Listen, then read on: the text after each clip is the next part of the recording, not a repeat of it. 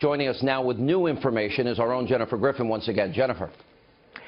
Sean, we've just gotten details from the Pentagon about those Tomahawk missiles that first landed at this Shariat Air Base at 8:45 p.m. Eastern tonight. We understand that the total number of Tomahawks fired was 59 Tomahawks. Those two U.S. destroyers, the USS Porter and USS Ross, could carry up to 70 missiles, we were told. They have now fired 59 at this one air base. We're also told that we should expect soon imagery, aftermath imagery from that air base at Shariat.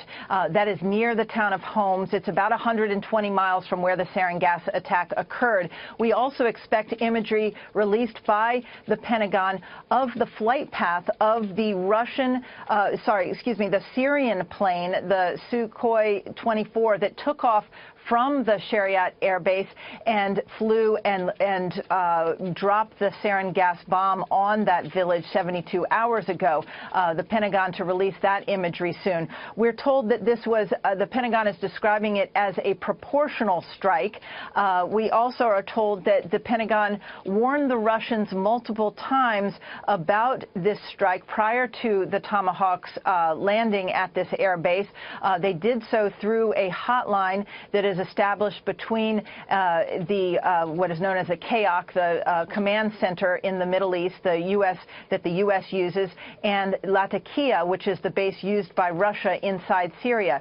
So there were multiple warnings to the Russians, commander to commander. Remember, General Joe Dunford, the chairman of the Joint Chiefs, has met with his Russian counterpart recently in Turkey to establish and reestablish that hotline in the event of this kind of incident. We also are told, Sean, that there were Russian forces at this base of Shariat until recently. It's not clear whether they were still there tonight, but again, the U.S. military did warn through that hotline Russian forces that they were going to carry out this Tomahawk strike today.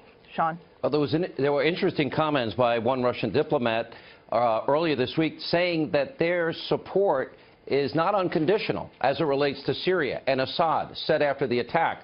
You had a great description earlier of these 18-foot-long, 2-feet-wide, 1,000-pound Tomahawk missiles and their slow path trajectory. Can you explain that again for those that are just joining us? Yes, Sean. In fact, remember, the Tomahawk missile, a cruise missile, was first introduced during the Gulf War, the first Gulf War. And these are essentially flying telephone poles, if you will. They are fired from Navy destroyers, and they fly at about 500 miles per hour. So you can see them with the naked eye when they are flying. They're about 18 feet long, 2 feet wide, and you can imagine that if they were, once they were fired from the USS Porter and USS Ross, which were in the eastern Mediterranean, it could take up to 30, 45 minutes before they actually landed, because they can be fired from 1,000 miles away. So those destroyers could be quite some distance away. We also understand, Sean, that those two destroyers can carry up to 70 missiles. They've now fired 59. To resupply, we're told those Tomahawk missiles are stored at Suda Bay, which is a U.S. base in Crete, Greece.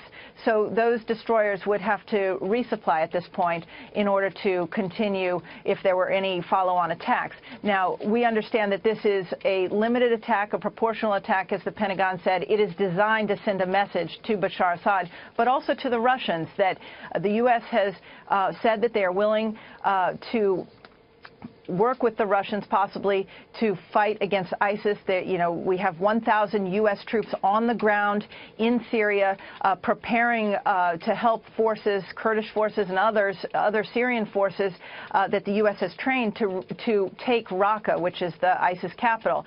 So this was designed to send a message to Bashar Assad to stop using chemical weapons, to never use chemical weapons again. He was a signatory in 2013 to the chemical weapons treaty, suggesting he wouldn't.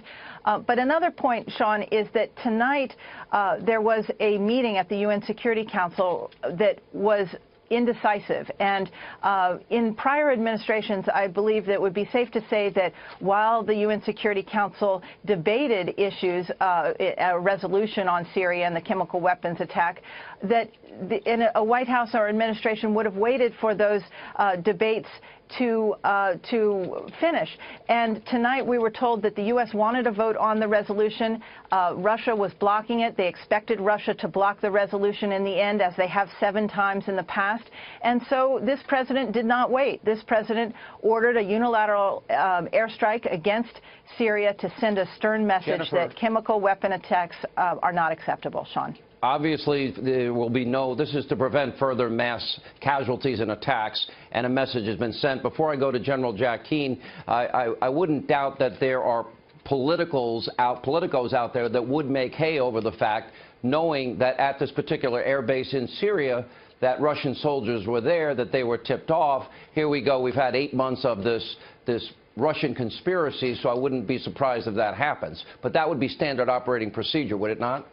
I think in a civilized world, that is what one does, military to military. In fact, it's notable that the timing of the Tomahawk airstrikes would be at a time when there would be the fewest amount of people at that air base. So this is designed to send a signal, to send a message. It was not designed to inflict casualties per se. There are likely casualties at the base, but we'll be getting more details about that. But again, from a military perspective, it was the right thing to do to use this hotline that's been established between the two militaries to explain that we're not at war with Russia. We're not striking Russian soldiers, but we are, defending the right of the free world to basically say that the use of chemical weapons is not acceptable. And also to add to that, Rex Tillerson, the Secretary of State, said clearly Russia has failed in its responsibility to deliver on their commitment to stop these kind of attacks. Either Russia has been complicit or simply incompetent on delivering its end of that agreement. So clearly strong statement and actions against Russia in this strike tonight. Jennifer Griffin, thank you. Stand by. We'll get back to you in just a few minutes.